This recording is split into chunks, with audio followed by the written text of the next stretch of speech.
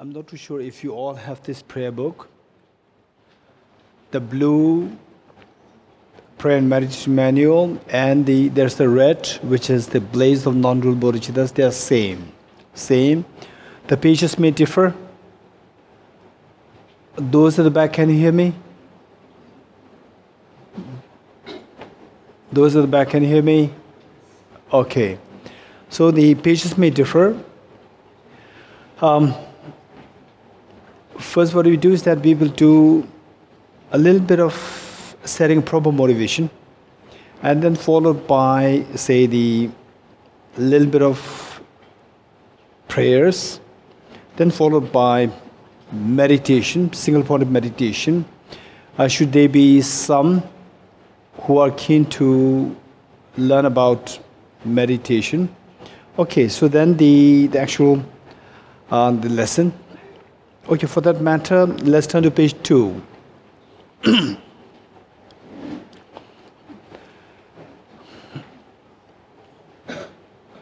Okay, some of you may be interested to know the how this all came into being.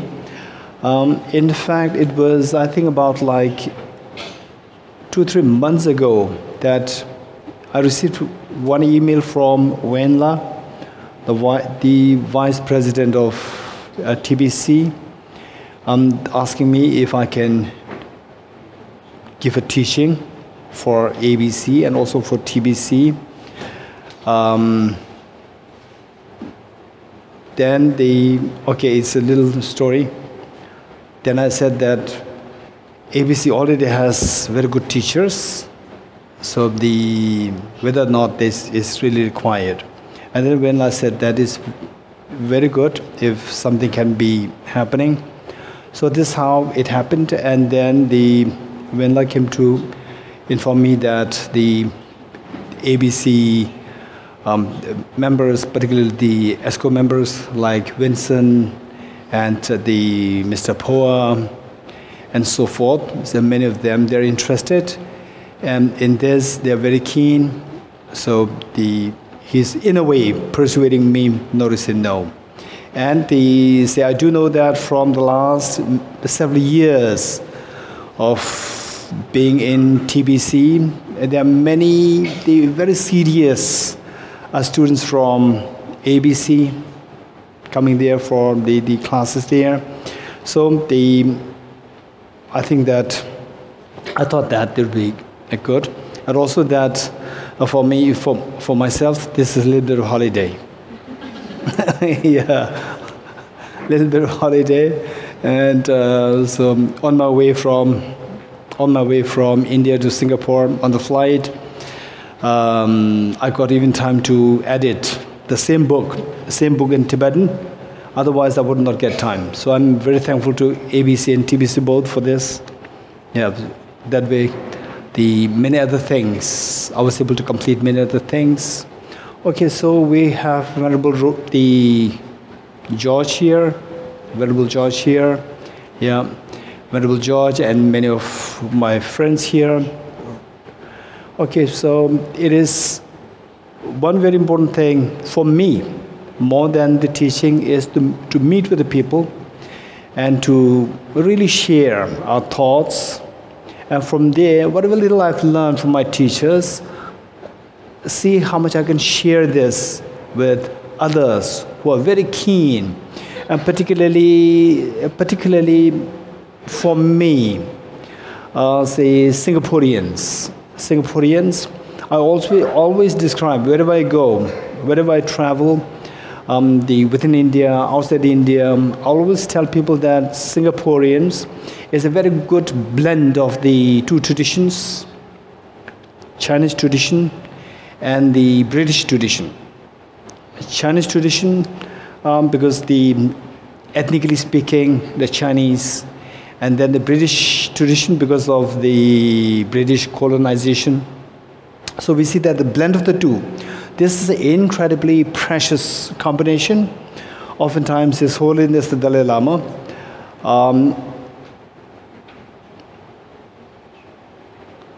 His Holiness is, say, people, when His Holiness gives teachings, people make notes. His Holiness is very happy. Whereas, say, the people, they are more passive listeners. So there, His Holiness says that this is more the faith-driven. Faith is very precious, but then if purely driven by faith, this again, a little bit of problem is there. So what I would say is the Singaporeans, you may not acknowledge with me, you may not agree with me, or you may partly agree with me, not fully. Or I wholeheartedly have been telling other people that is a very good blend of the two traditions. Chinese tradition, there's element of faith, element of hard work, and the English tradition, element of the inquisitiveness, inquiry into the knowledge, which is so precious, So the combination is very rare. When there's a tremendous intellectual inquiry happening, then the faith part may be lacking behind. Where there's a faith part there, then the intellectual inquiry is lacking. Whereas the Buddha's teaching is something which is grounded on the intellectual rigor, and on that basis, then the faith is developed. So this is the Buddha's teaching. So I see the Singaporeans, overall speaking, generally speaking, the blend of two traditions, which is so precious. So and of course, many of my long-term friends since 2009. So I particularly feel connected through them. And then over time, say many people, say the last many years, TBC, and then I think about like 2-3 years time, then many from ABC also, we become connected, and this is a very good thing. So whatever little that we learn, that something can be shared with the other people. So this is the intention of His Holiness the Dalai Lama, and the intention of all the Buddhas and Bodhisattvas. Okay, with that in mind, in the first place, I'm extremely grateful that there's the two centers coming together. And the first 3 days is the TBC, ABC, and the next 2 days ABC. So this is coming together of the centers, and then the Serichet Monastery Center also. So that is another center there. So this is very touching to see that all the Buddhist groups, they're coming together, the centers are coming together. Okay. So with this in mind, because that this is, I see as a greatly significant, let us do a proper setting of the motivation. For that matter, 3 points to keep in mind. One is the refuge field. Number 2 is the bodhicitta field. Number 3 is the purpose of this class, purpose of this the 3-day lesson. The first setting the refuge field. So, say some of you may be already exposed to Lamrim refuge field and so forth. So what we are doing here is a very simple one. Visualize Buddha Shakyamuni in front of you, and then say His Holiness the Dalai Lama, and those teachers who are a great inspiration for you, pertaining to bodhicitta, pertaining to the wisdom of emptiness, and pertaining to single-pointed meditation. So just visualize all these enlightened beings in front of you for a few seconds.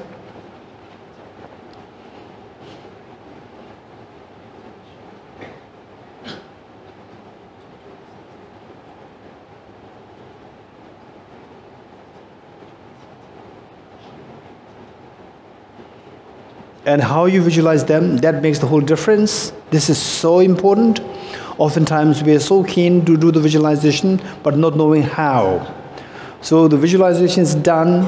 The main factor which is required for the transformation to happen is to visualize all these Buddhas and Bodhisattvas in the form of very affectionate, very loving, caring, embracing. And this is what is required. So this should not be missed. Okay, point number 2 is refuge field, bodhicitta field. For that again, what to visualize and how to visualize. Visualize the two parents on the two sides, and all the family members around you,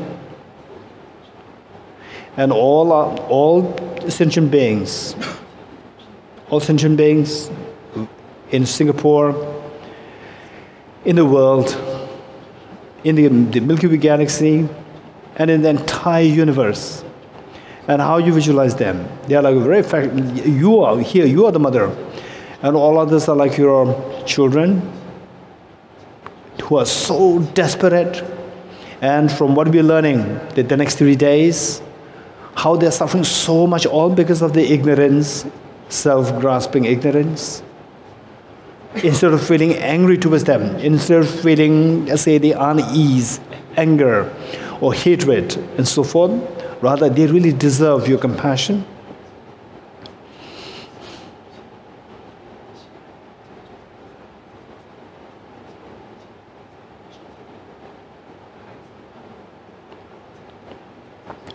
And the purpose of this class, the purpose of these 3 day teaching, is to awaken the Buddha nature within us, each one of us, awaken this incredible treasure of the perfection, incredible treasure of the ultimate happiness that exists within each one of us. To awaken that. So although it does exist there, but for the reason that the obscurations, like the gold, when mixed with the soil, the gold is not visible. It is only through removing the soil gradually that the gold inside will start to glow. Likewise, we all have this potential within each one of us. It's not that only if you are a girl, only if you are a boy, only if you are a Tibetan, only if you are a Buddhist, only if you are a Singaporean, you have this potential. This is not the case. Everyone has this potential. Everyone. And they say the gender does not matter. It does not really matter, or the age, or ethnicity, or say the high caste, low caste, nothing. As long as somebody has the mind, as long as somebody has the mind and still in the state of suffering, has the capacity, has the seed of perfection within us. So that is why activated. So like the gold, when mixed with the soil, that gold must become manifest. So just as gold, which is so pure and glowing, but when mixed with the soil cannot be seen glowing. Likewise, the Buddha, incredibly powerful Buddha nature that exists within each one of us. Why it doesn't become manifest is all because of the mental stains, mental soil.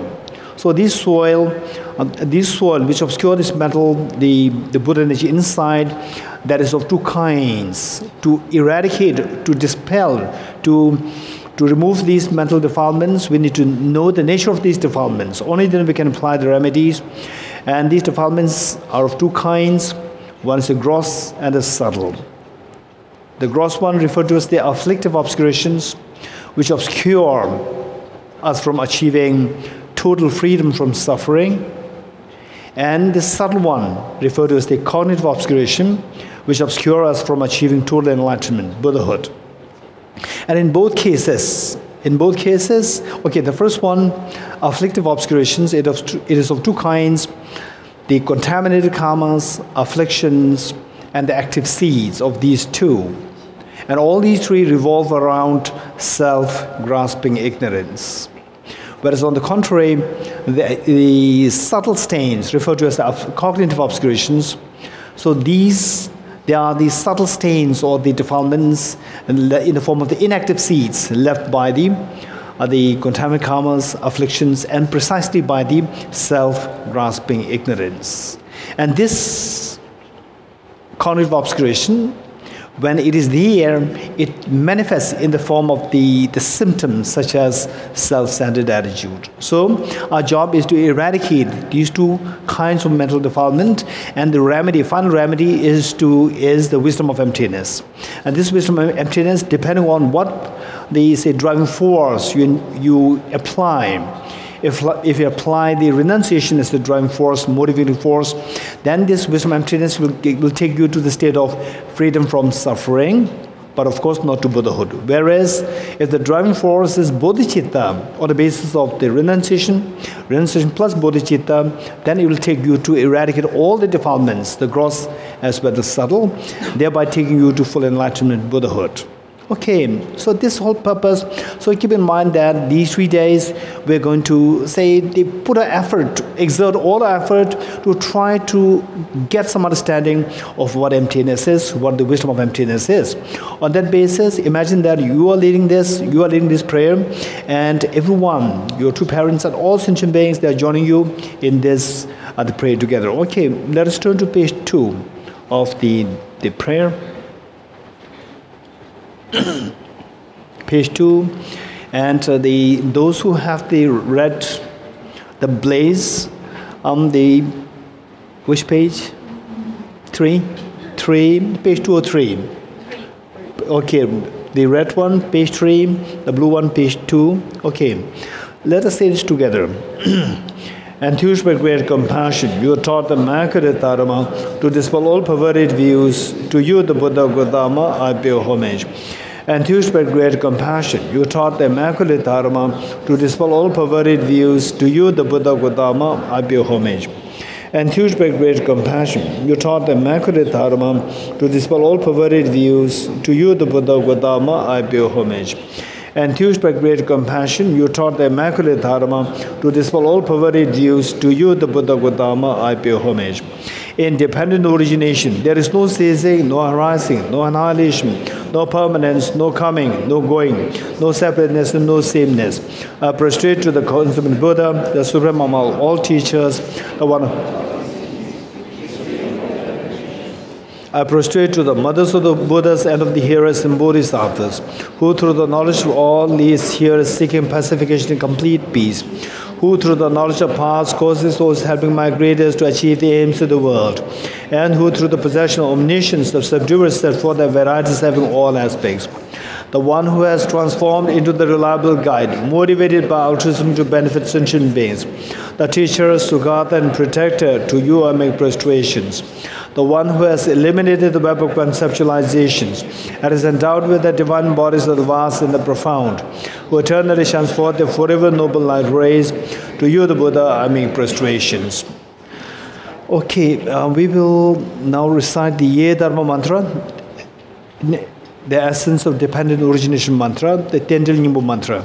So this mantra we will say this 3 times with a tune, and those of us who know how to say this with a tune will say it together with me, and those who do not know, you listen to us and join us. Om Ye Dharma Hetu Prabhavam Hetum Tesham Tathagato Yavatat Tesham Chayo Nirodha Evam Vadi Mahashramanaye Svaha.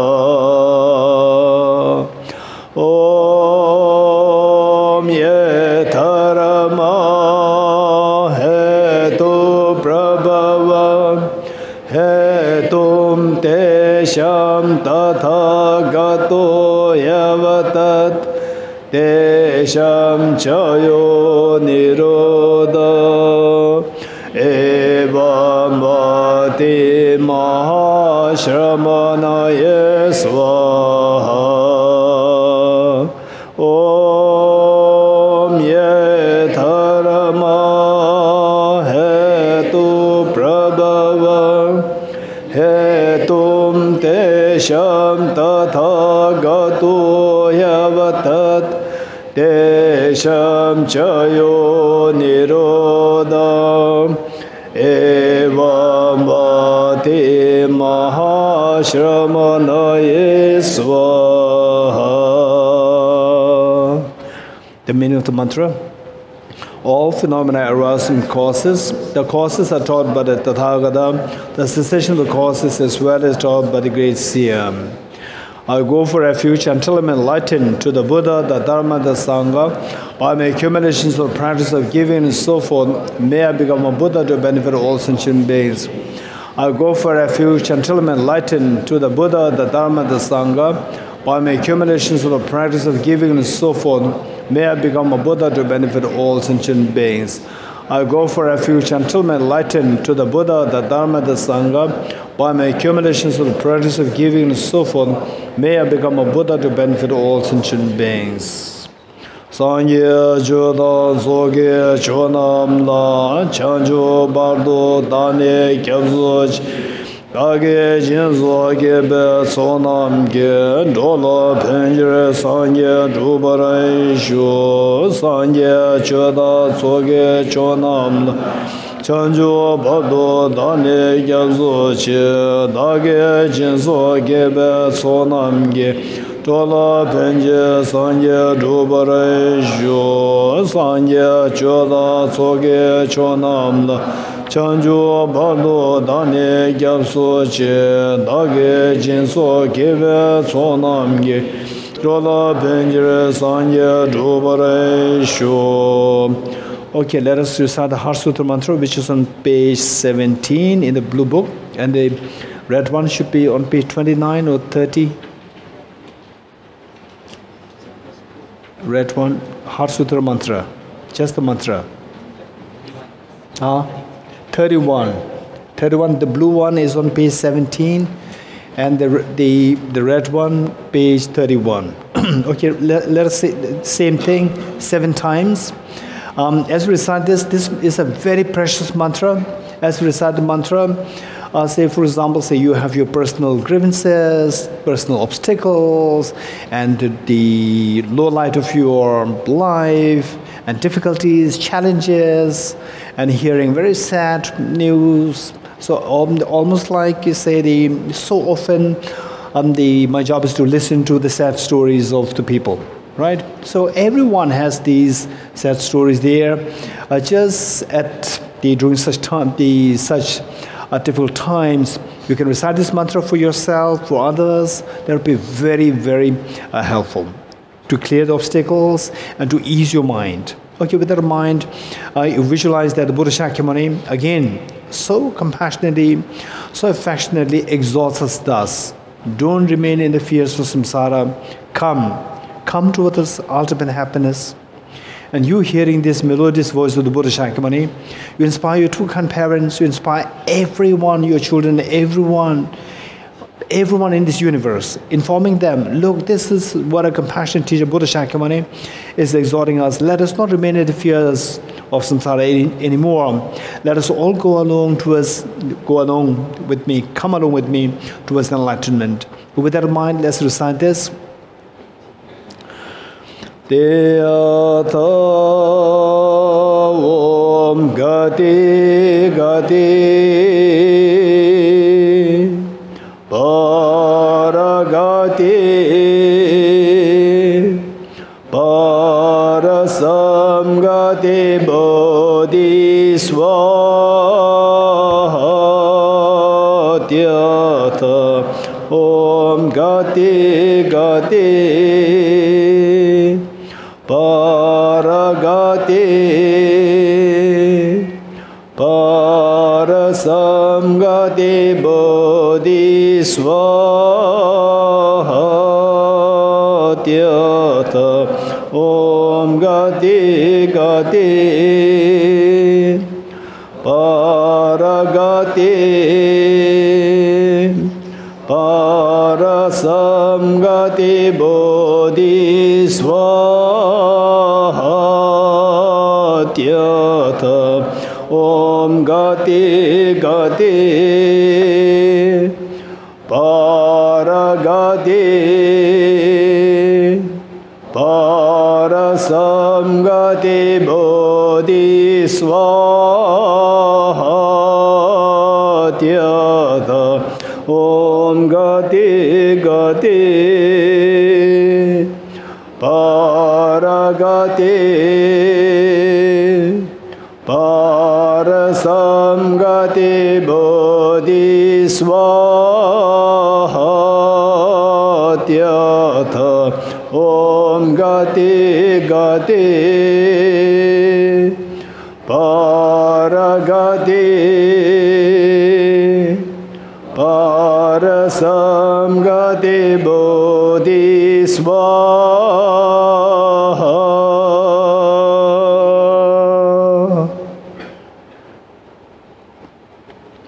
Okay, now we will do 5 minutes breathing meditation.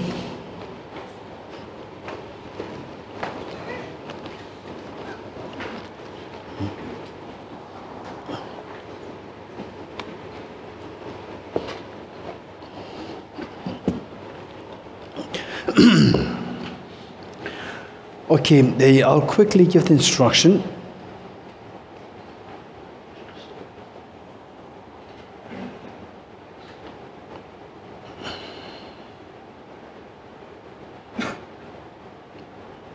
Okay, ready? Okay, by the way, raise your hands those who are not exposed to meditation at all. Raise your hands.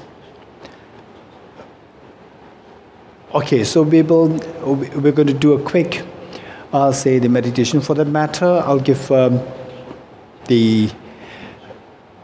very brief instruction. It has 4 points to keep in mind. One is the body posture, and number 2 is the focal point. Number 3 is identifying the errors of meditation. Number 4, applying the remedies to overcome the errors. Okay, 4 points to keep in mind. In fact, what I would say is that it's all of us here.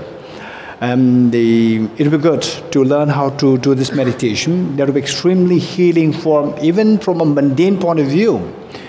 It'll be very healing to keep your mind calm and the stress-free, even though the stress is there, but it's going to be much less.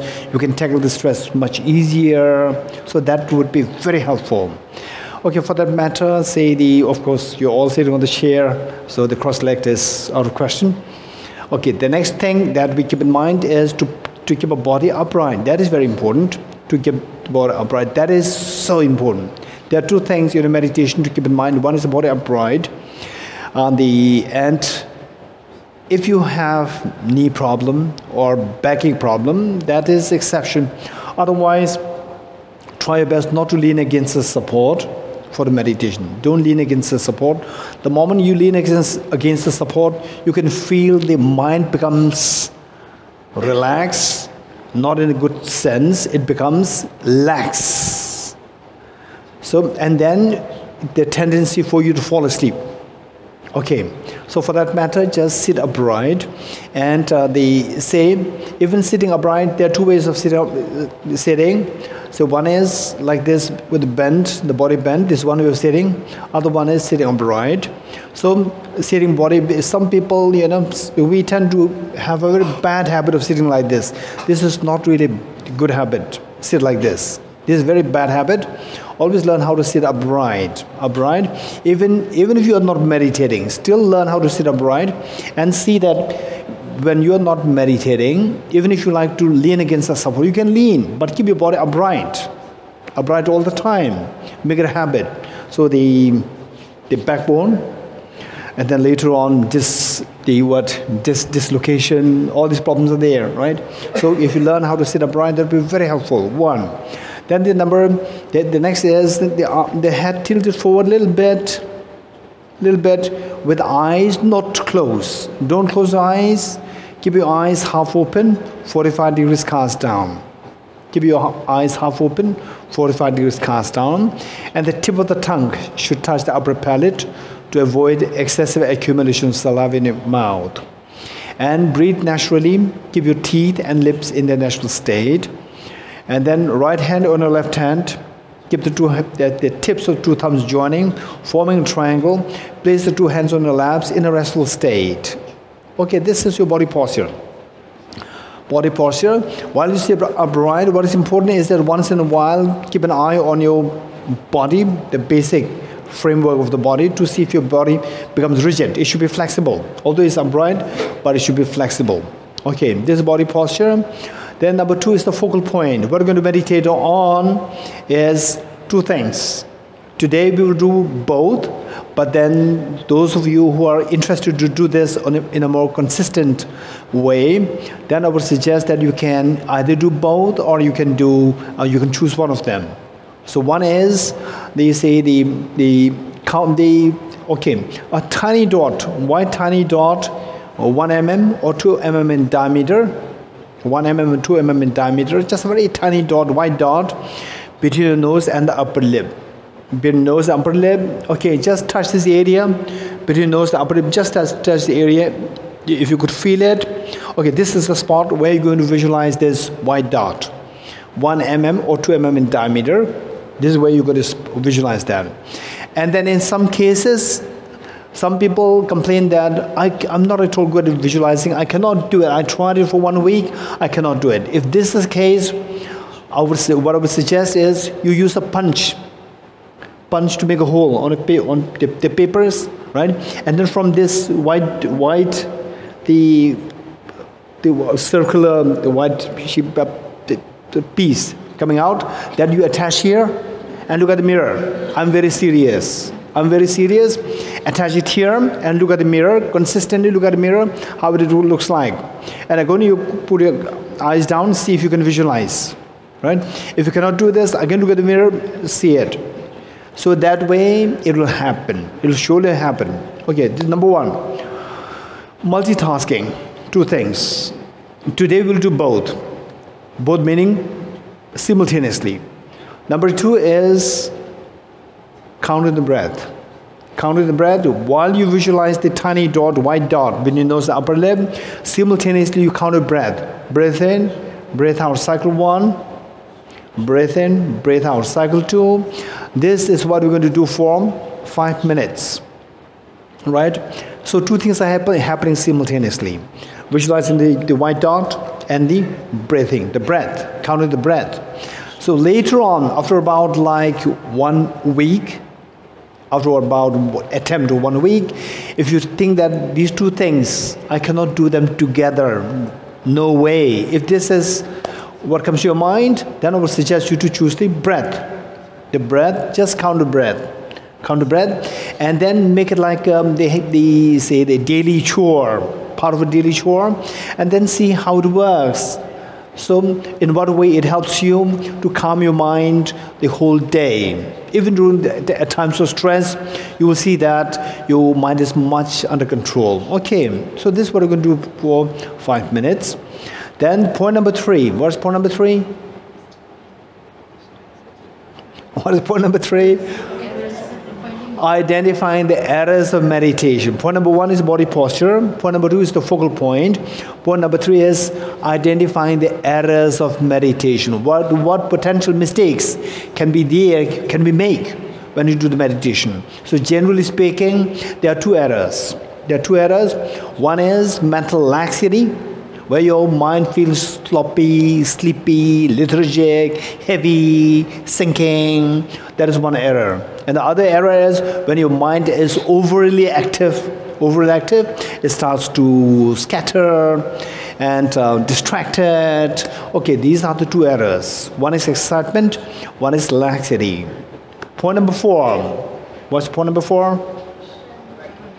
Applying the remedies to overcome the errors. Okay. Applying the remedies to overcome the errors. So the remedies, they are twofold. One is the general remedy, and the other one is very specific remedies. Okay, general remedies is what I'm sharing with you here. For the specific remedies that we have to learn only when we start meditating for a prolonged period of time, for about like 1 month, 2 months. Then you have your specific problems. Then you must consult your teachers, and the teachers will give you specific remedies. Okay, the overall remedies 2. Introspection and mindfulness. Introspection is, say, your mind, which should be meditating on the focal point. That mind is like a pet dog. It's like a pet dog. When you lose a pet dog, what do? First you go in search of the pet dog. That is introspection. When your mind, instead of sitting on the focal point, if it runs away, it gets scattered, it's sleepy, then you have to first go in search of the mind. What my mind is doing. That is known as introspection. Once you find the pet dog, the job of the introspection is done. Once you find your pet dog, what is the job? Next is the job of the rope. Tie the dog with the rope, bring it back to the home, and tie to the pillar at the home. Likewise, once you find your mind distracted or in a lax state, the job of the introspection is done. Next is the job of the mindfulness. Mindfulness is like the rope. Tidy the mind with the rope of the mindfulness, bring it back to the pillar of the intended object of the visualization, of the meditation. Right? So this is what I'm going to do for 5 minutes. Ready? Okay, eyes not closed, eyes not closed, eyes just half open and ignore it. And then your mind must be employed, mental consciousness must be employed to do this meditation. Okay, 5 minutes. Ready?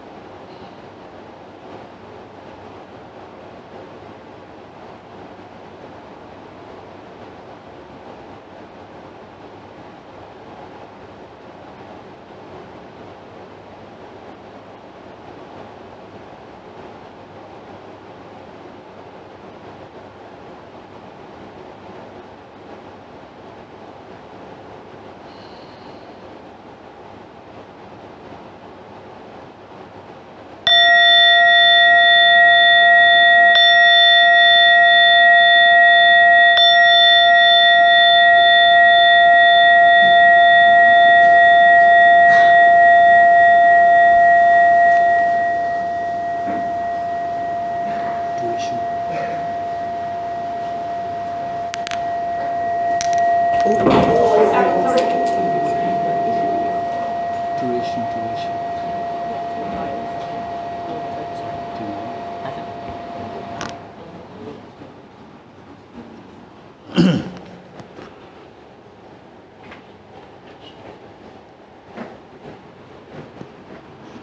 fine.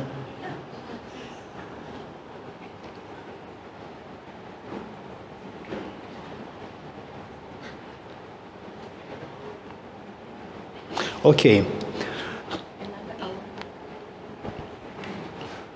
With question answers. Okay, what we do is that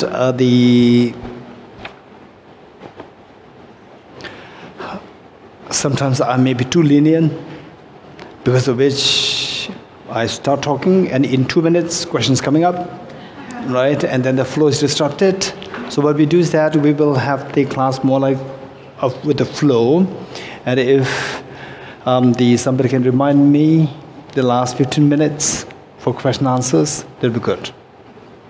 Okay, if you have questions, I would be very happy to entertain the last 15 minutes. Okay.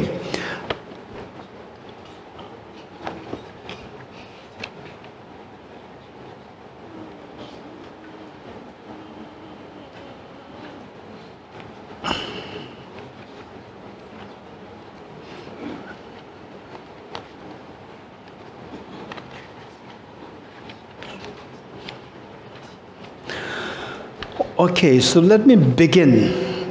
So the topic or the text that we have chosen for this, the 3 days, is the Noble Mahāyāna Dependent Arising, and in praise of dependent origination. So one is the sutra, and the other one is the Lama Tsongkhapa's the experience being shared when he first had a very vivid experience of emptiness. Āryapratītyasamutpādanāmamahāyanasūtra, in his text, in praise of Dharmatādhu,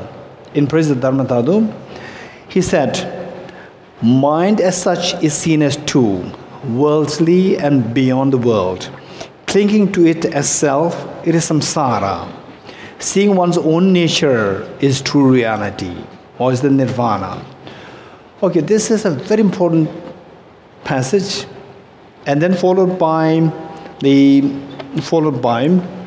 enlightenment is neither far nor near, and neither does it come nor go. It's whether it is seen or not, right in the envelope of our afflictions. Okay, this is extremely important statements made by Āryapratītyasamutpādanāmamahāyanasūtra. So this is what we need to know. Say dharma, when you speak about dharma, philosophy and so forth, there's always some extremes there, and sometimes, say, when I meet with people, particularly people who are not exposed to the Buddhist philosophy, when I meet with them, and they see that, oh, you are a Buddhist monk, and then Buddhism, then sometimes in order to just to make the flow of the talk, or to just start the talk, they will say, I like spirituality, going to puja, going to temple. This is the mentality of the many of the people. There's one extreme. The Buddhist teachings of the Buddha is seen as something like, say, the chore of, the, say, less competent people, right?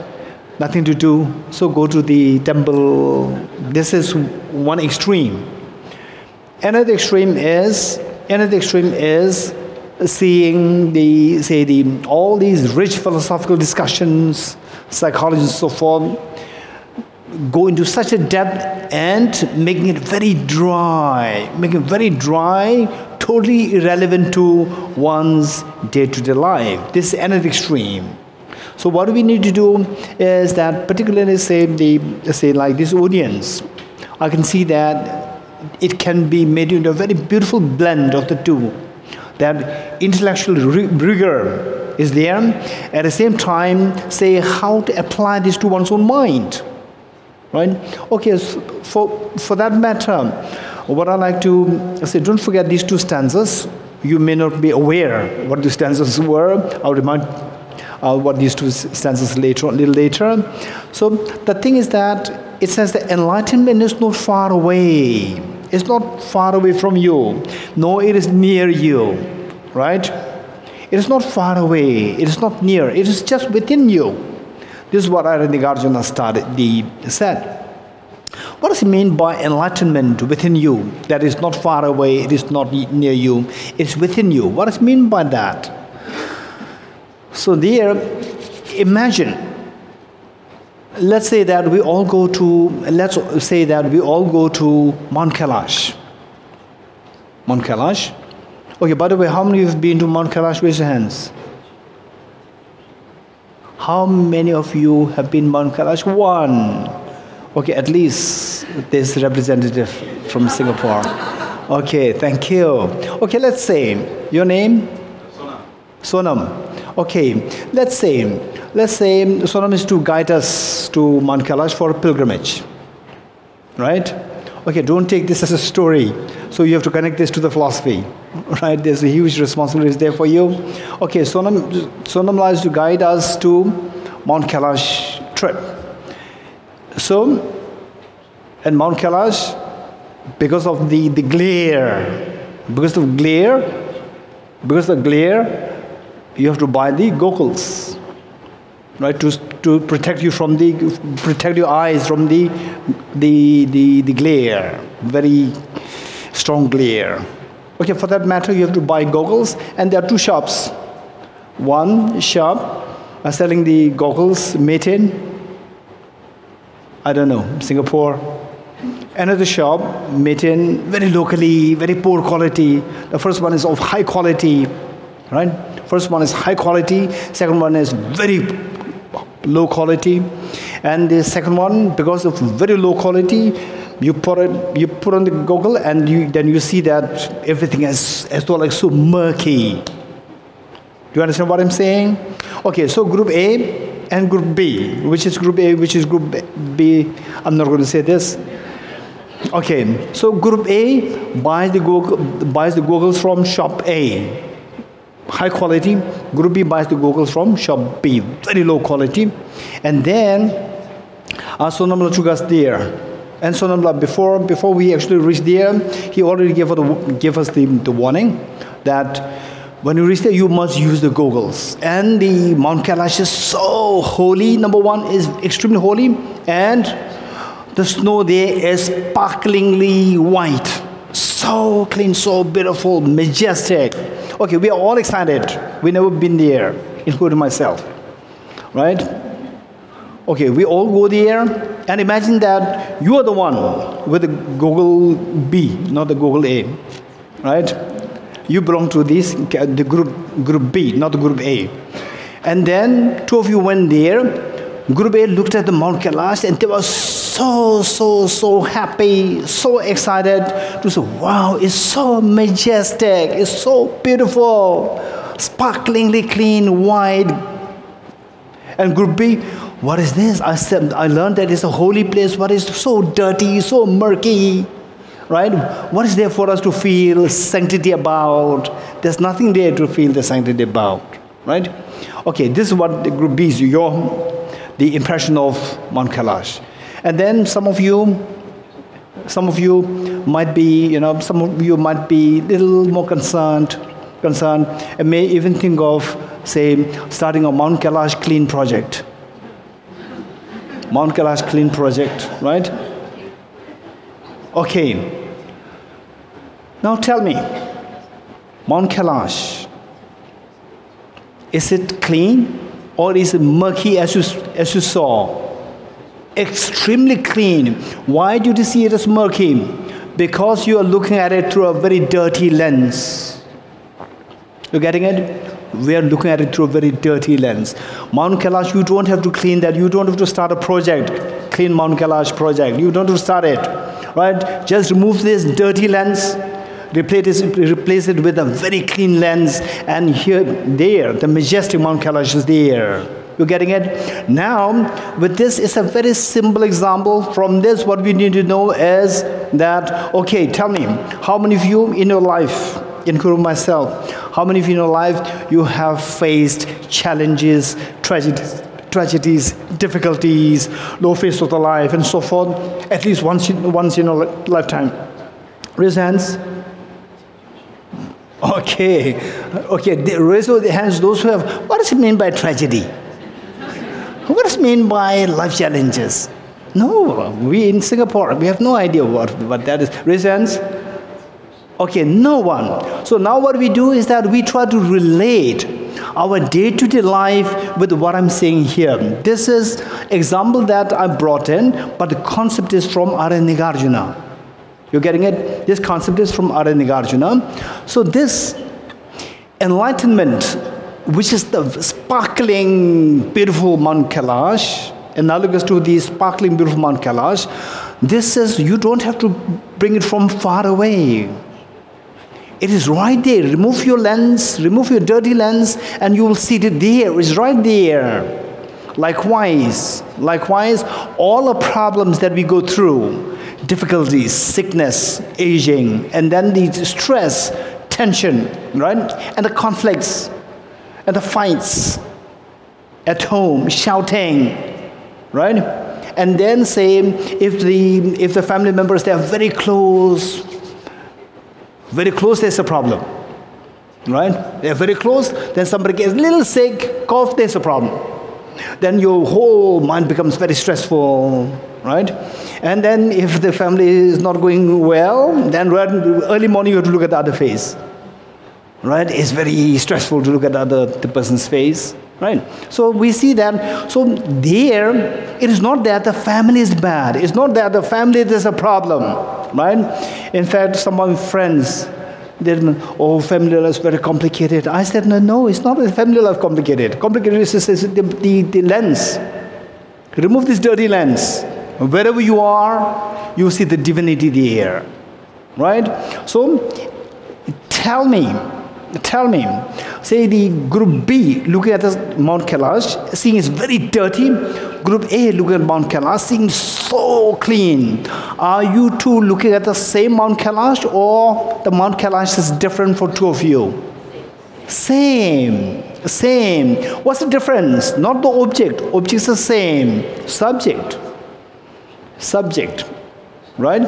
Now the point is that when we go through difficulties in our life, in a day-to-day life, stress, work stress and so forth, so there, and the family responsibility and so forth, okay, this is not easy, but still, you can relate this to your day-to-day life, and you can see that what you're going to study for the next 3 days.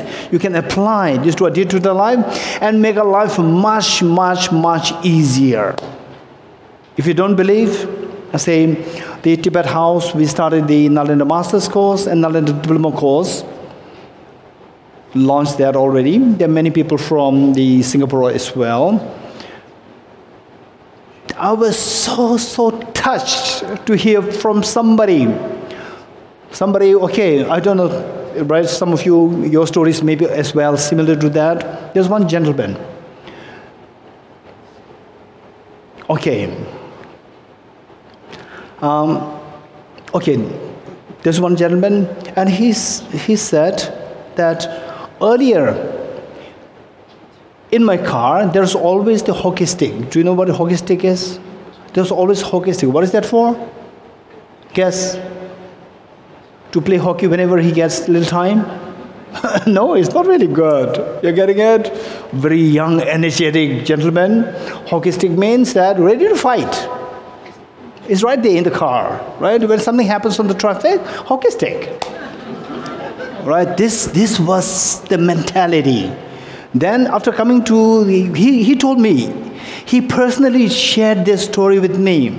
He said that after coming in contact with Nārāyaṇa Diploma course, Tibet House program, Nārāyaṇa Diploma course, he said, listen to all these teachings, then slowly I see that this hockey stick is no use in my car. It's totally useless, because whenever there's a little traffic problem, he stops, and then he lets others go.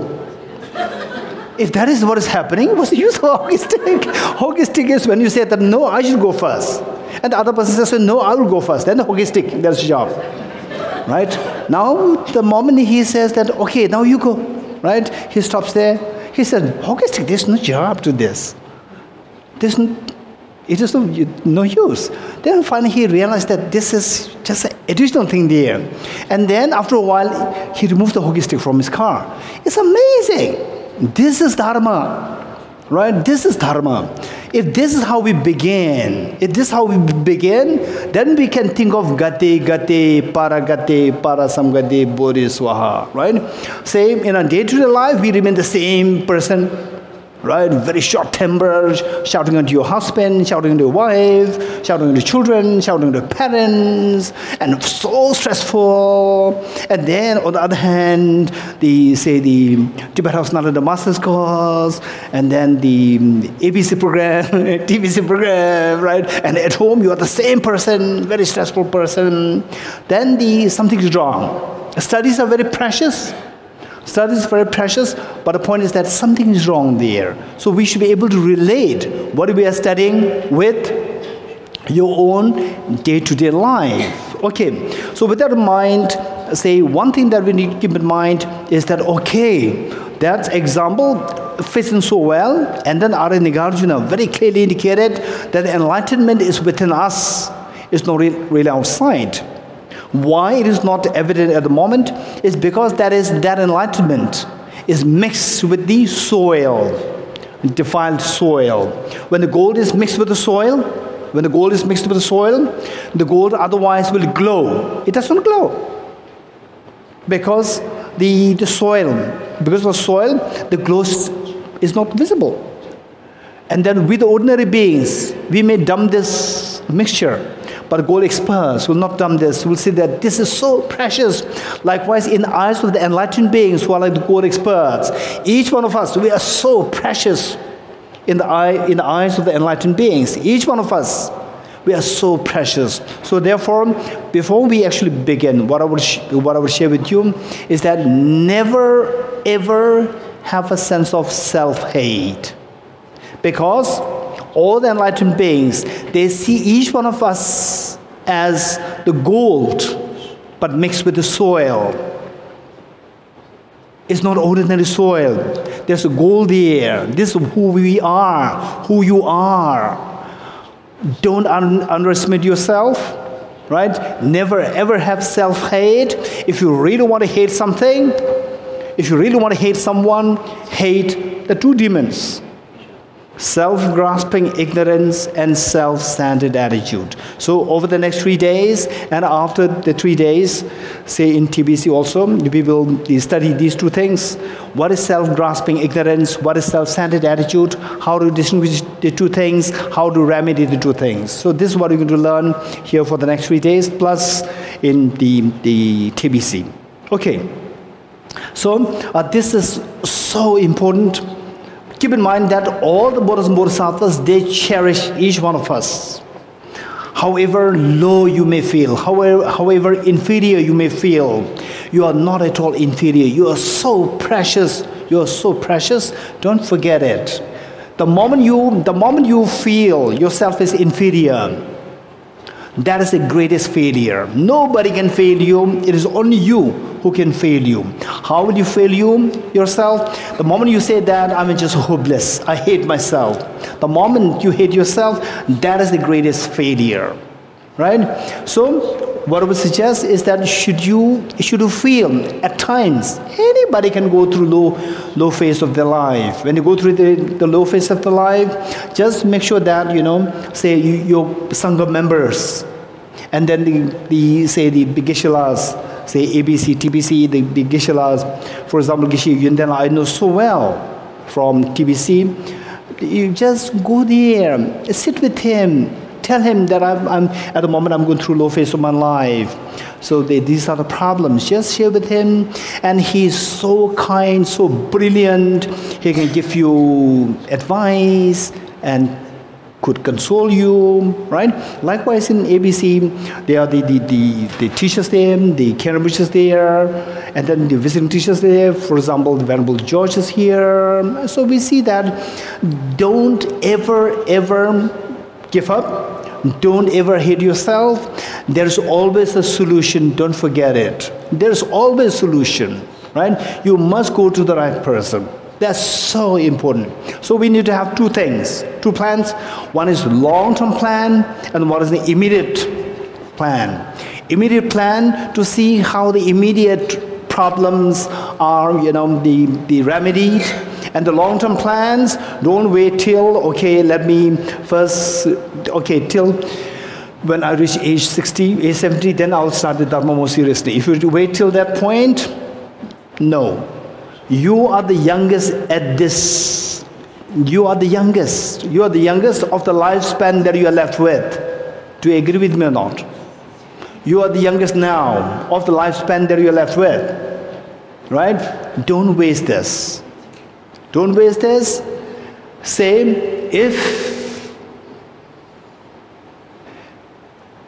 even if you are very busy, see how much for the long-term plan, make sure that there's like, say, 10 minutes a day. 10 minutes a day.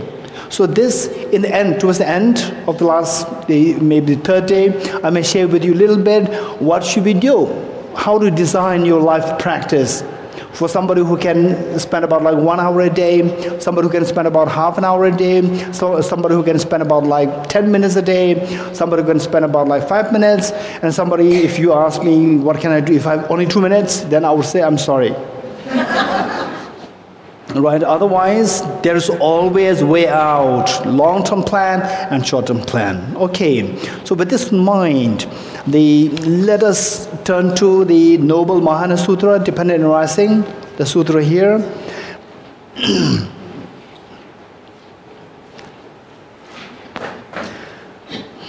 Okay, so I'm quickly just going to read through this. So basically, the background of this sutra, this is so precious, very short, but very precious sutra. And for us, it is so important, particularly Singapore. I would say that this is the right avenue where you can see the confluence. You can bring the confluence, not only see, but bring the confluence of the three traditions. Theravada tradition, Chinese Mahāyāna tradition, and Tibetan Buddhist tradition. The three traditions, we can bring them together. We can create this avenue. This is so precious. Otherwise, the little Buddhist community, the message of the Buddha, not only meant for the Buddhists, for the whole world. Unfortunately, people see that as a religion. So they say, oh, I'm not a Buddhist. No, this is not only for the Buddhists. Somebody who wants happiness, somebody who doesn't want suffering. For that person, this is taught. And then because of these divisions created in the labels, in the names of the religions, then unfortunately many people, they are deprived of this opportunity. So therefore those people who have the karmic connection with the Buddha's teachings, to be labeled as I'm following the Buddha's teaching. So they should take the responsibility to bring the harmony, to bring the confluence of the three traditions. What are they? Theravada tradition, Chinese Mahāyāna tradition, and the Tibetan Buddhist tradition. The three traditions together, right? Otherwise, His Holiness the Dalai Lama put so much effort to bring the confluence of the three, and yet what is happening, His Holiness oftentimes says that Tibetan Buddhists, or the Tibetan Buddhists and the Chinese Buddhists, they will say that they are Theravada, they are Hinayana. They are Hinayana, right? They are Hinayana, they are inferior. They are lower vehicle, lower, we are the higher. Right? And the Theravada will say that in the first place you are not Buddhist. Chinese Mahāyāna and Tibetan Buddhism, you are not Buddhist in the first place. Right? This is not actually taught by the Buddha. They are fabricated by the later, the Acharyas. Not taught by the Buddha. You are, in the first place, they just kick us out of Buddhism, right? And we say, Theravada, you are inferior. And they say, you are not Buddhist in the first place. Right? So what's the point? So whereas this is an incredible great platform where you can see the confluence. How to build this confluence? How to bring this confluence? this sutra would be incredibly great platform for to create this confluence. So this mantra, which we're going to study here, this is something which Theravada Buddhism, Tibetan Buddhism, Chinese Mahāyāna Buddhism, all unanimously agree to this mantra, saying that this is the mantra which all three traditions cherish. This is common ground. And if you study this, if you know this, it's a very short text, yet it is so concise. It contains all the Buddhist teachings of the Theravada, Tibetan Buddhism, Chinese Mahāyāna tradition. All the three traditions you can see reflected in this short sutra. Okay, so the background is that okay, I'll quickly just read this till the mantra point, which is pretty easy. You don't have to read, you just say watch it, listen, and then see how they say, what is the scenario created. The Noble Mahāyāna dependent arising, homage to all Buddhas and Bodhisattvas. Thus did I hear at one time, the Blessed One here refers to the Buddha. The Buddha was in the realm of the 33 gods. So in the God and Goddess realm, the Buddha was residing there, seated on the throne of Indra. Indra was the king of the gods and goddesses, one of the kings. So on his seat, Indra, they requested the Buddha to sit there. With him were great hearers. Hearers meaning Shravakas, say the people who seek personal liberation, such as the venerable Aśvajit. Bodhisattva mahāsattvas such as noble Maitreya, say āryapratītyasamutpādanāmamahāyanasūtra, and noble Avalokiteśvara, Kuan Yin or Chen and Vajrapāṇi, who were adorned with immeasurable precious qualities, as well as various gods such as the great Brahmā, who is the Lord of the Sahāworld, Nārāyaṇa, the great Īśvara, Śakra, who is the chief of the gods, and Panchasikha, who is the king of the Gandharvas. So this was the background. So all these, the Buddha Shakyamuni was presiding over the congregation, and all these, the great bodhisattvas, the hearers, and then the gods, the kings of the gods and goddesses, they were all residing there. On that occasion, the Bodhisattva Mahāsattva Avalokiteśvara rose from his seat, and having draped his upper robe over one shoulder, knelt down with his right knee on the peak of Mount Meru. His palms together, he then bowed toward the Blessed One, bowed towards the Buddha, and addressed these words to him. Okay, this is a scenario.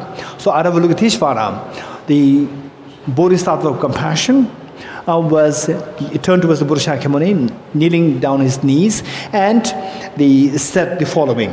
So what he said, Blessed One, these gods all really wish to build a stupa. These gods, because this is in the god realm, so he said all these gods, they are so keen to build a stupa. Build a stupa. Now that they are present in this entourage, please teach them the dharma in such a way so that their merit of Brahma will increase. Merit of Brahma meaning, say it is like, okay, it is like, say, on the, say, if you want to, say, you already have a house, and say, somebody says that if you start a business, then you can get enough money very quickly to build a house. It's not necessarily you have to build a house, but it's talking about the immensity, enormity of the wealth that you get. Likewise, the merit to take birth in Brahma's place. It doesn't mean that you have to take birth there. So to take birth in Brahma place, you require a tremendous amount of merit. So this amount of merit can be accumulated within a short span of time. So how to do that? This is what Avalokiteśvara was requesting the Buddha to teach. Let me read this once more. Blessed One, those gods who all really wish to build a stupa, now that they are present in this entourage, please teach them the dharma in such way so that their merit of the Brahma will increase, and the merit of the monks, nuns, laymen, laywomen will increase much more than that of all the types of beings in the world of gods, Maras and Brahma, including renunciants and the Brahmins. Renunciant means those people who give up their worldly life to pursue through spirituality to achieve enlightenment. Okay, so the question asked is, is the request made is that all these gods and goddesses, they are there, they want to accumulate enormous amount of merit by building a stupa. So when the Blessed One, please teach them how to accumulate enormous amount of merit within a short span of time, this merit which equals and which transcends the merit to be accumulated to take birth in the Brahma realm. Okay, at this the Blessed One spoke the verses of dependent arising. At that point, then the Buddha taught this, the mantra, He dharma hetu prabhava hetum deshan tathagato hevatat desham chayo nirutam evam vadi mashramane soham. Okay, so this mantra is extremely important, right? So this is essence. This is essence, and luckily that this is the one which connects all the three traditions. Don't forget it. In fact, I think about like 3-4 years ago when I was in the TPC, when TPC, they took me to Malaysia then, and there I was invited to give talks and teachings in several Theravada centers. So in one of them were Dr. Tan. So there, I explained this, and then he and his students, they were all following Theravada tradition. They all recite the same mantra, but the accent is slightly, the sound is slightly different, otherwise the same mantra. So this is something so beautiful to see that we are all like brothers and sisters. We are not from, different traditions. We are all brothers and sisters of the same teacher, Buddha Shakyamuni. Okay, so this is so important. So for us, when we go through difficulties, say if you have very bad, ominous dreams, or say some ill lucks happening back to back, and your mind always going at low phase, and then you're hearing about the tragic things happening to your family members, to your friends, and so forth, recite this mantra more.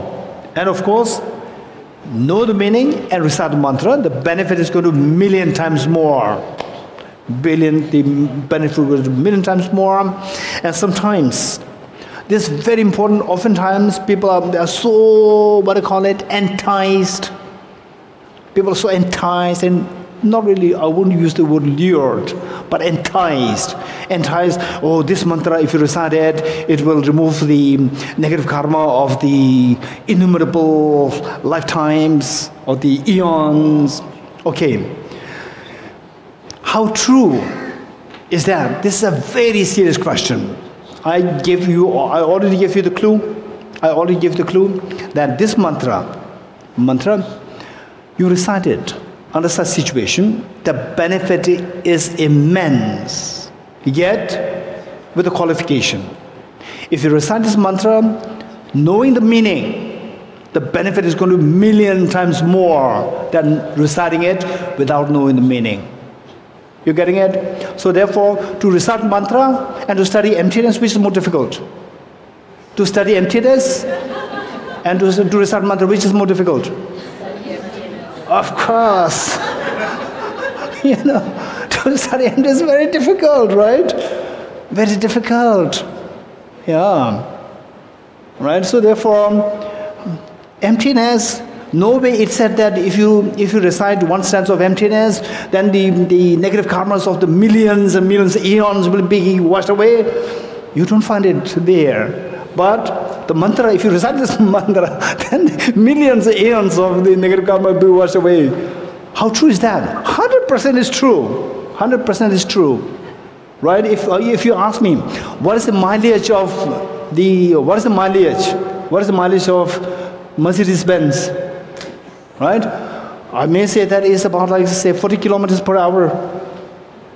No, what is it? What is it? So let's say 1 liter of the gas will take this car like 40 kilometers. But if you drive it on a very rocky way, on a very rocky path, and with so much of sand, where tremendous the friction is required, right? What distance can it run with one liter? Only 2 kilometers, not 40 kilometers. The mileage is 40, provided all conditions are intact. Provided all conditions are intact, the person realizes emptiness is there, bodhisattva motivation is there, right? Everything is there. Then the mileage of this mantra is that millions of lifetimes of negative karmas can be washed away, right? But without these factors intact, then it becomes like a car, old car, running on a road, bumpy road, right? Where there's so much of, say, the requirement of frictions there. So under such situation, it is not true. Not true meaning that mileage is there, this is the mileage, but the point is that purification, that much is happening. People, just by hearing this, they simply deviate from studying emptiness. Studying emptiness, bodhicitta, they run towards that, right? So the point is that study emptiness, bodhicitta, create the environment, then recite this mantra, just this mantra or any other mantra, the benefit as said there is true. You're getting it? So therefore we have to make sure that the meaning is reflected. For that matter, I'll quickly explain the meaning here. Meaning here. Okay, it's already 9 o'clock. Okay, ye dharma, these phenomena, ye dharma, ye, these, dharma phenomena, ye dharma, hetu, cause, prabhava, arise, originate, arise. Okay, these phenomena arise from causes, this is the meaning. But it would be good if you can precisely know the meaning of each of the words. Each of the words, ye dharma, these phenomena, hetu, cause, prabhava, arise. These phenomena arise from causes. Hetum, tesham, hetum is the plural form of cause. These causes, plural form of causes, cause, hetum, tesham is these. Tathagata is the one who they refer to the Buddha. The Buddha, Hyavatat means set. What these causes are is said by the Tathagata, is said by the Buddha.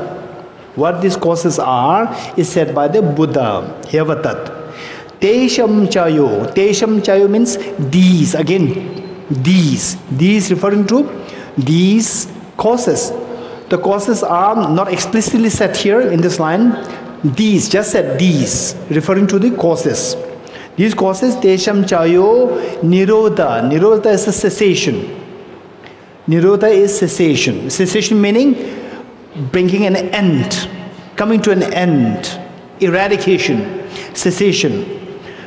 Bringing an end to these causes. Tesham chayo nirodha. Evam is thus.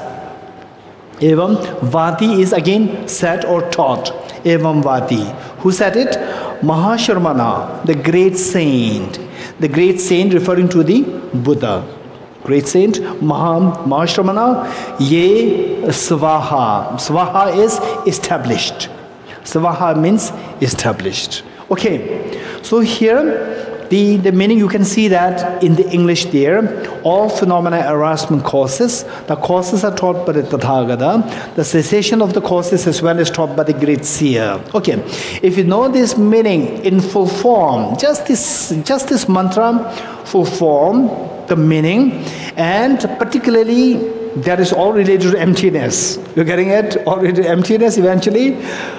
When you get this, say you get what emptiness is like. Say emptiness meaning, okay, just raise your hands, those who have not really learned about emptiness. Raise your hands. Those who have not really learned about emptiness, raise your hands. Raise your hands so that I'll get a good picture. Raise your hands, raise your hands. Okay, okay, those who have learned about emptiness, receive, I'm not asking you how many of you have realized emptiness, right? Don't worry about that. If you have realized emptiness, I'm sure that you will not come here, right? Having realized emptiness, still if you come, you came here to test me, right? Otherwise, okay, basically, just raise hands those who have exposure to emptiness. Emptiness, study of emptiness. Okay, very good, very good. But what we are studying for emptiness, this is so important to study it repeatedly. Study repeatedly, never give up. Never give up, study repeatedly. Then slowly, like they say, the peeling of the skin of the onion, right? Slowly the experience will become deeper, deeper, deeper. It is not that overnight you'll get experience. Okay, so on this mantra, I'll go a little more tomorrow to go deeper, and then connect with the in-praise of dependent origination. Okay, so we'll stop here for today. Any questions? One or two questions? One or two questions? Raise your hands.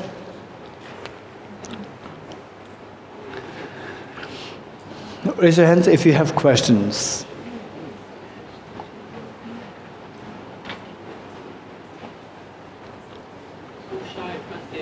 Oh, yes, yes.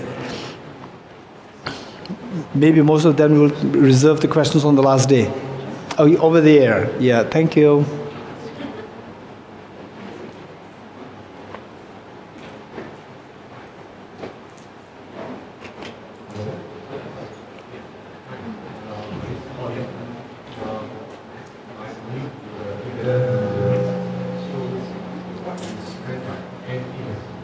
Okay.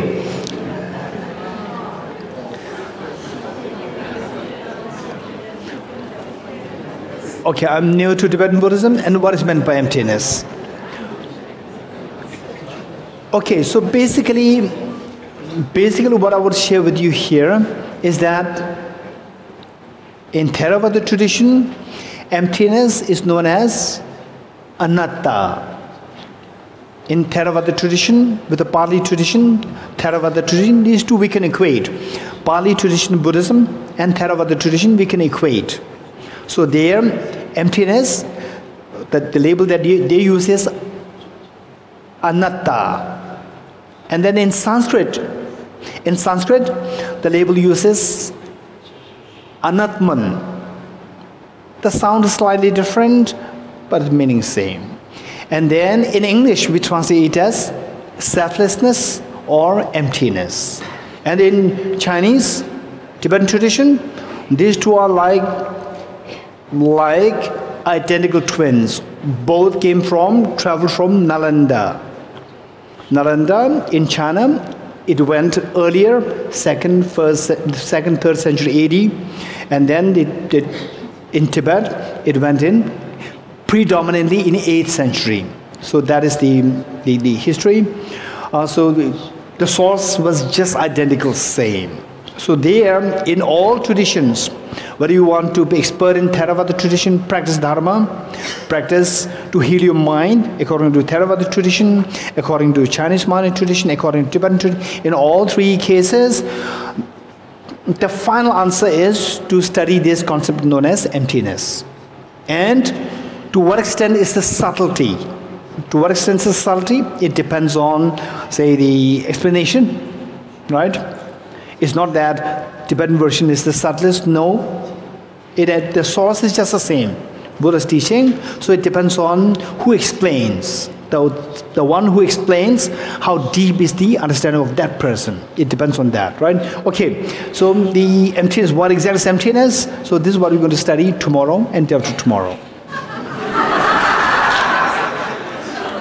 Okay, any more questions?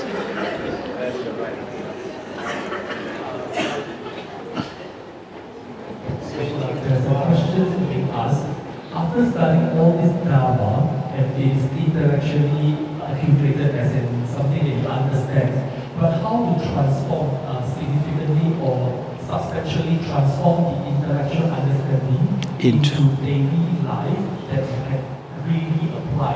Okay. This is one of the very serious questions, and in fact, not only me, each one of us should know the answer, right? Because, what is this place known as center? Changlen. Okay, let's say, why I'm saying that this is answer that we all should be prepared, not only me, even someone who's new today, even the gentleman over there, you have no exception, because you already came to Chaklen, right? This center. So your family members, they will say that, why did you go to Chaklen? Right? And you are the same person. You do not transform, so you have to have the answer. So the point is that after learning all these rigorous studies of the philosophy, psychology, and so forth, how to apply this to our day-to-day life. This is a very serious question. For that matter, what I would say is that there is the three levels of learning, also known as the 3 levels of wisdom. 3 levels of wisdom. Wisdom derived through learning, wisdom derived through reflection, and wisdom derived through meditation. 3 wisdoms are there, right? 3 levels of wisdom are there. The first one is just acquiring information, intellectual inquiry. Acquiring information, that is known as the wisdom derived through learning. For example, if you ask me, what is the famous Albert Einstein's equation? I will say E equals mc square. Is it correct or not? Is it correct or not? That's correct. But if you ask me, how do you derive this? I'm sorry, I don't know. I didn't learn how to derive this, right? So what I've learned is just the intellectual knowledge. I have no conviction in what I've learned. I cannot derive it. I don't have the conclusion. I don't have the conviction that this is a proper equation. I have no conviction. So I have the wisdom derived through learning. I have the wisdom derived through studying and the intellectual inquiry, but I do not still have the wisdom derived through reflection pertaining to that. You getting it? Okay. Now, what is wisdom derived through reflection? That is number 2. Number 2, that is very important. Wisdom derived through reflection. Wisdom derived through reflection, what happens is that the initial spark of the transformation will take place then. Initial spark of the transformation of your mind on the basis of these intellectual learning will take place at that point. When you upgrade from the wisdom derived through learning to the wisdom derived through reflection, right? At that point, you gain conviction.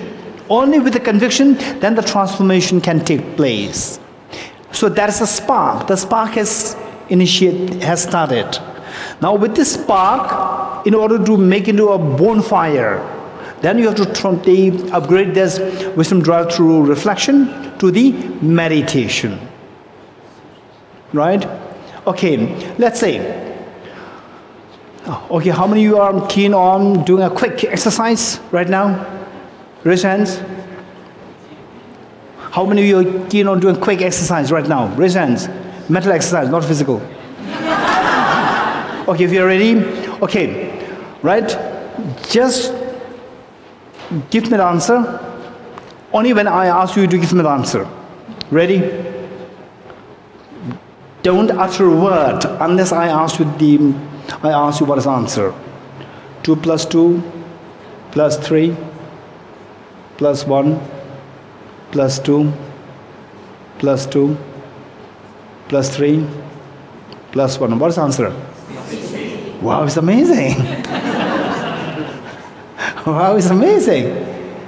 Okay, this is not the full story, half story. But now the second half. Okay, ready? 2 plus 2 plus 2 plus 3 minus plus 1 plus 2 plus 3 minus 1 plus 2 plus 3 minus 1 plus 2. What is the answer? What's the problem? Why don't you give me the answer now? Why can't you give me the answer now? Huh? Okay, so some are very kind, say that we have no retention. Some say that you are saying very fast. You're getting it? Okay, so the point is that you said that I'm saying fast. You did not say that my mind is working slow. You're getting it? You did not say that my mind was working slow.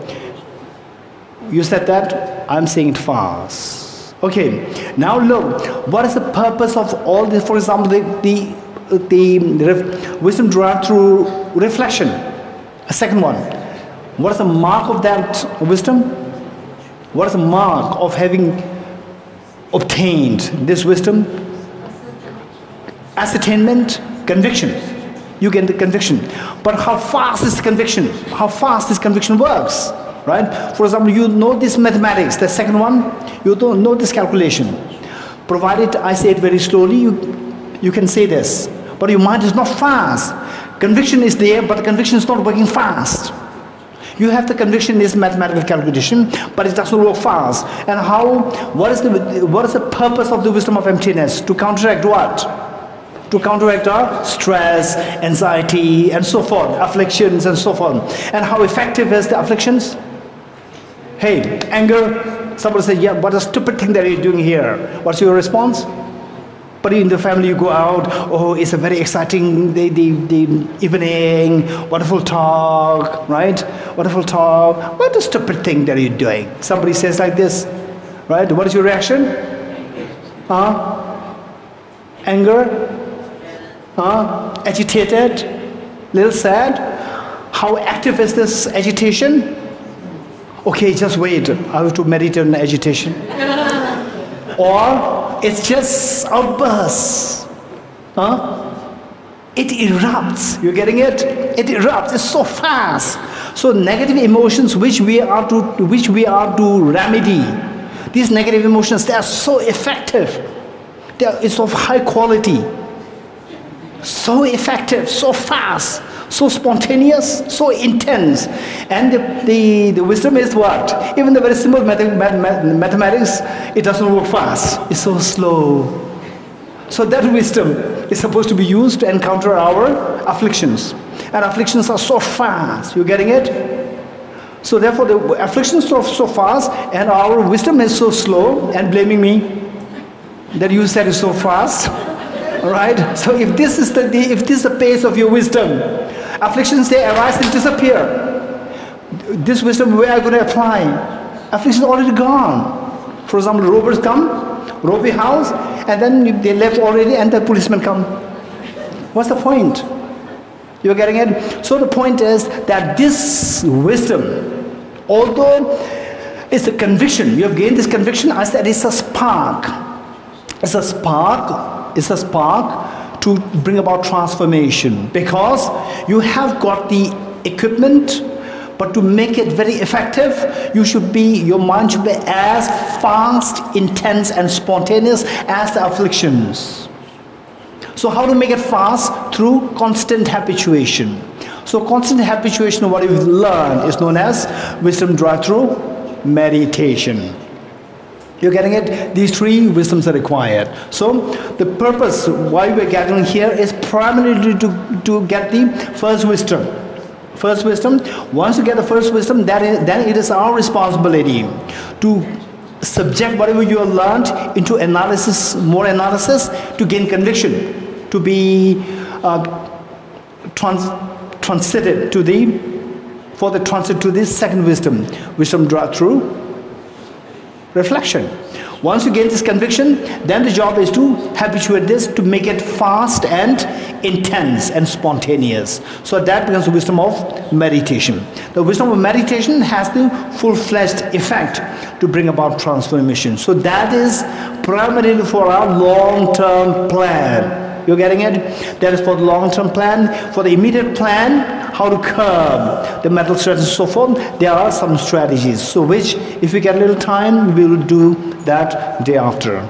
And then perhaps, if we cannot do it here, then TBC, the 2 days teaching there, we'll surely do it there. Okay, I think we'll stop here. We'll do the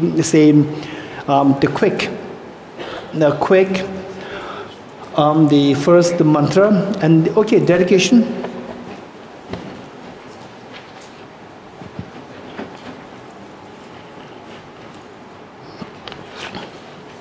Okay, which page is that, the dedication? Okay, page 308, the blue book, additional prayers, page 308. And the red one, I think it is 278. 278. The red one is 278. The blue one is 308. Okay. In the land encircled by snow mountains, you are the source of all happiness and good. All powerful chariots, tenzin gyatso. Please remain until samsara ends. Due to the merits of these virtuous actions, may I quickly attain the state of a Guru Buddha and lead all beings without exception into that enlightened state. Chanjo samjo ryan boy che ma ge ba nam ge gyoro che ge ba nyam ba me ba ya ham kone kondo pe marai sho. May the Supreme Bodhisattva that is risen, rise and grow, and may that which is risen not diminish, but increase forevermore.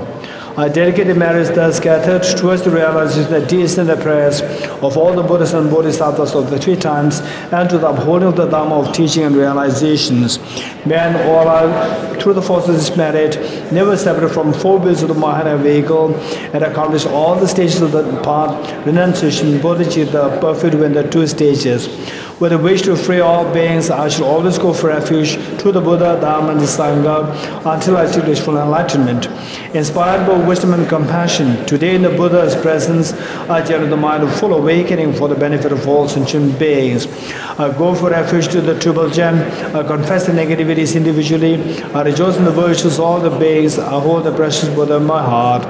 As long as space remains, as long as sentient beings remain, until then may I too remain to dispel the miseries of the world. The power of union of emptiness and compassion is loosely explained by the protector of the Dhamma and the beings in the snowland. You are the Lotus holder, Tenzin Gyatso. We supplicate you that your wishes are fulfilled spontaneously. May the operations of evil thoughts and deeds of the negative forces of humans or non-humans who help or merit through perverted prayers against the teachings of the Buddhas be totally vanquished through the power of the truth of the three jewels.